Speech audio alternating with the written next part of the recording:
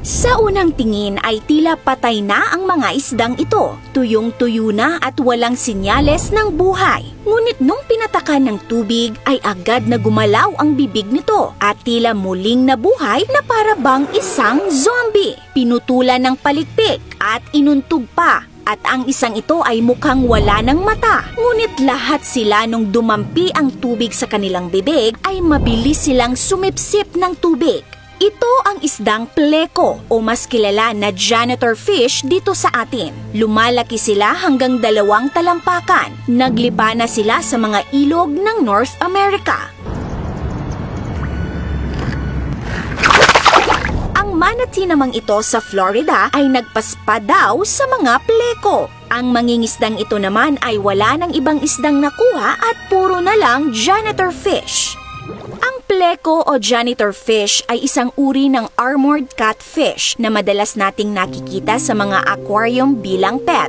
It's like armor, doesn't it? That's why they're called an armored catfish. Native ito sa South America, Panama at Costa Rica. Ngunit kumalat na sila sa maraming ilog sa mundo, pati na sa Pilipinas. Maaaring aksidenteng nakawala sa aquarium o sinadyang itinapon sa ilog ng mga irresponsableng nag-alaga sa kanila. Sabi ng mga netizens, kaya daw muling nabuhay na parang zombie ang mga tila patay ng mga janitor fish na ito ay dahil may ability daw sila katulad ng sa African lungfish na tuwing tagtuyot ay sumasailalim sa estivation state kung saan ay para silang natutulog ng napakahimbing kaya bumabagal ang metabolism at humihinga sila ng napakabagal na parang patay na tingnan. Kapag nararamdaman na nila na unti-unti nang natutuyo ang tubig sa paligid nila ay ibinabao nila ang sarili sa putik. Kapag nasa estivation state sila ay kaya nilang makasurvive ng ilang buwan. In fact, kaya pa daw nga nilang umabot ng 3 to 5 years na walang pagkain at tubig.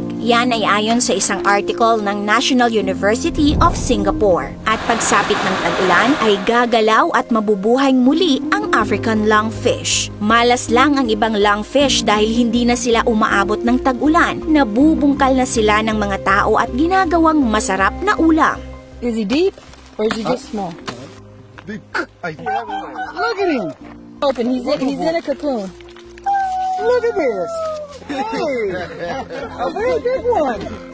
Ngunit pagdating sa mga janitor fish, wala tayong nakitang legit na source na nagsasabing may ability silang mag-estivate kagaya ng African lungfish. Sa mga kumalat na videong ito ay hindi rin malinaw kung ilang araw nang wala sa tubig ang mga janitor fish. Kung isang araw lang siguro ay posible silang makasurvive dahil kaya daw namang mabuhay ng mga janitor fish sa lupa ng mahigit 20 hours ayon sa Smithsonian Magazine. Gaya na lang ng isang ito na naglalakad pa sa lupa. Pero yung sinasabi nilang kayang makasurvive ng janitor fish na walang tubig sa loob ng 2 araw o higit pa ay hindi tayo sure kung totoo yan. Hindi rin ipinakita kung talagang nabuhay yung gumalaw ang buong katawan, hindi lang bibig nito at muling nakalangoy ang mga tuyong-tuyong janitor fish na nasa video. Kung may link kayo na ipinapakita ito, paki-comment na lang po. Ngunit alam nyo ba, sa Mexico, ang janitor fish ay tinatawag nilang pez